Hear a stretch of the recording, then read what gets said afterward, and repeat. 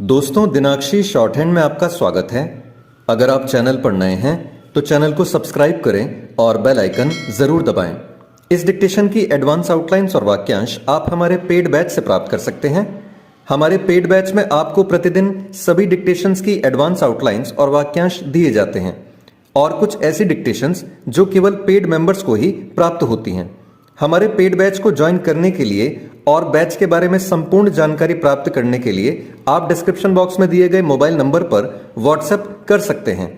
इस डिक्टेशन की demo outlines आप हमारे टेलीग्राम ग्रुप से प्राप्त कर सकते हैं। तो चलिए डिक्टेशन को स्टार्ट करते हैं। डिक्टेशन 5 सेकंड बाद स्टार्ट होगी। Ready, start.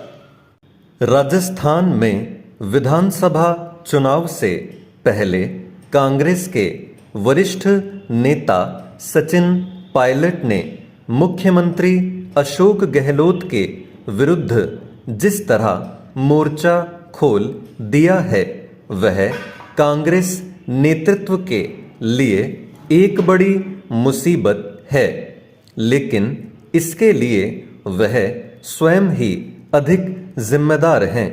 अशोक गहलोत और सचिन पायलट के बीच खटपट नई नहीं और न ही कांग्रेस नेतृत्व समेत अन्य कोई उससे अपरिचित है। दोनों नेताओं के बीच कलह से भली तरह परिचित होते हुए भी कांग्रेस नेतृत्व ने उसे दूर करने की कोशिश नहीं की। उसने समय समय पर सचिन पायलट को कुछ आश्वासन अवश्य दिए, लेकिन उन्हें पूरा करने की दिशा में आगे नहीं बढ़ा। यदि उसने अपने आश्वासन पूरे ही नहीं करने थे तो फिर दिए ही क्यों? यह मानने के अच्छे भले कारण है कि कांग्रेस नेतृत्व अशोक गहलोत के दबाव का सामना नहीं कर सका और उसने उनके आगे हथियार डाल दिए। यह तभी स्पष्ट हो गया था जब अशोक गहलोत ने खुद की पार्टी अध्यक्ष बनाने की कांग्रेस नेतृत्व की पहल नाकाम कर दी थी। वह अपनी शर्तों पर कांग्रेस अध्यक्ष बनना चाह रहे थे। जब उनके नेतृत्व ने उनकी शर्तें मानने से इनकार किया तो उनके शह पर उनके समर्थक विधायकों ने बगावत कर दी। यह सीधे तौर पर कांग्रेस नेतृत्व ही नहीं, गांधी परिवार के खिलाफ खुला विद्रोह था, लेकिन कोई कुछ नहीं कर सका। अशोक गहलोत इस विद्रोह को हवा देने के बाद भी अपने पद पर बने रहे।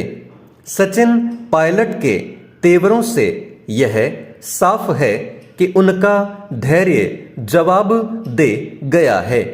उन्होंने पहले तो अपनी ही सरकार के भ्रष्टाचार के खिलाफ अनशन किया, फिर अशोक गहलोत के इस बयान के लिए उन्हें निशाने पर लिया कि उनकी सरकार बचाने में भाजपा नेता वसुंधरा राजे ने उनकी मदद की थी।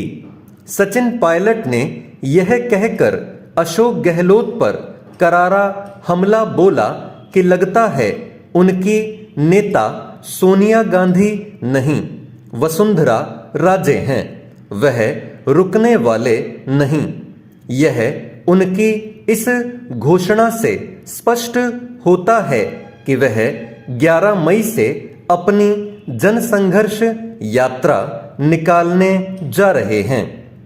सचिन पायलट पिछले महीने जब एक दिन के लिए अनशन पर बैठे थे तब कांग्रेस नेतृत्व ने अपनी अप्रसन्नता व्यक्त की थी, क्योंकि यह अनशन गहलोत सरकार के खिलाफ था। कांग्रेस नेतृत्व सचिन पायलट पर कार्रवाई करने की स्थिति में भी नहीं और उनकी शिकायतों का समाधान करने में भी सक्षम नहीं दिख रहा है। यदि गहलोत और पायलट के बीच खींचतान और बढ़ती है, जो कि साफ दिख रही है, तो कांग्रेस को चुनावों में वैसा ही नुकसान उठाना पड़ सकता है जैसा उसे पंजाब में उठाना पड़ा था। पंजाब में कांग्रेस नेताओं के बीच खींचतान इसलिए बढ़ी थी क्योंकि पार्टी नेतृत्व गांधी परिवार के चापलूस नेताओं के साथ खड़ा हो गया था। नतीजा यह हुआ कि वहां कांग्रेस बिखर गई। चेंज। उत्तराखंड में नशा तस्करों का नेटवर्क न टूट पाना जिम्मेदार विभागों की कार्यशैली पर प्रश्नचिन्ह लगा रहा है। तस्कर शहर से लेकर गांव तक आसानी से नशे की सामग्री पहुंचा रहे हैं। बेरोजगारों को पैडलर के तौर पर इस्तेमाल किया जा रहा है। युवा पीढ़ी विशेषकर पढ़ाई कर रहे बच्चों तक वह नशे की सामग्री पहुंचा रहे हैं। शिक्षण संस्थानों के साथ ही हॉस्टल और कॉलोनियों तक तस्करों की बेखौफ पहुंच बनी हुई है। उन्हें न पुलिस का डर है और न ही औषधि नियंत्रक विभाग का। अस्थायी राजधानी देहरादून में रविवार को पकड़ में आए 2 नशा तस्करों से पूछताछ में जो सच सामने आया, उसने पूरी व्यवस्था को कटघरे में खड़ा कर दिया है। तस्करों ने बाकायदा मेडिकल स्टोर खोले हुए थे और बगैर लाइसेंस के इन्हें संचालित कर रहे थे। हिमाचल प्रदेश के बद्दी क्षेत्र की एक कंपनी इन्हें प्रतिबंधित दवाओं की आपूर्ति कर रही थी। जो दवाएं इनके पास से मिली हैं, उन्हें डॉक्टर के पर्चे पर ही बेचा जा सकता है, लेकिन तस्कर इन्हें नशे के लिए बेच रहे हैं, वह भी 10 गुना अधिक मूल्य पर। सबसे बड़ा प्रश्न यह है कि बिना लाइसेंस के मेडिकल स्टोर कैसे संचालित हो रहे थे? वितरक किस आधार पर इन्हें प्रतिबंधित दवाओं की आपूर्ति कर रहा था?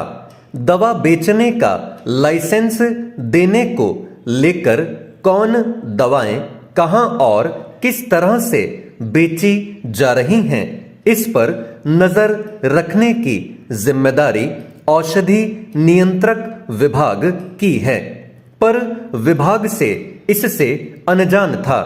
क्या उसे वाकई में इसका पता नहीं था, या फिर उसने आंखें मूंद कर तस्करों को प्रतिबंधित दवाओं को नशे के लिए बेचने की छूट दी हुई थी? इससे पहले राज्य के दूसरे कई शहरों में भी मेडिकल स्टोरों पर प्रतिबंधित दवाओं को नशे के लिए बेचे जाने के मामले प्रकाश में आए थे।